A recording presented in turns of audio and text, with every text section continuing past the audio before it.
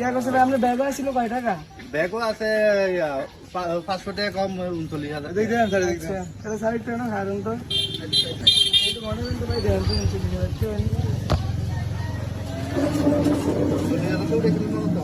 মানে 500 টাকা কম 38,500 টাকা আছে।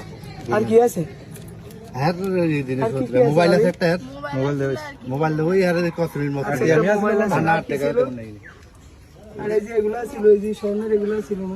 সামনে নেই এগুলো এমনি লোন। আচ্ছা দেখতো দেখো তো, এই যে এগুলো সব আছে না?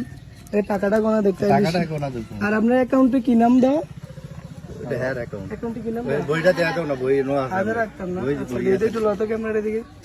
ওই যে হারলে গেছি আমি। আমিও তো ভাই 8 টাকার বা কেমনে সাইরা বস আচ্ছা একটু ক্যামেরা আমার দিকে। গাড়িতে আমি জায়গা করতে পারি। ব্যাপার হচ্ছে এই ব্যাগটার এই টাকাগুলো হচ্ছে এই যে ও রাস্তা দিয়ে যাওয়ার সময় পাইছে।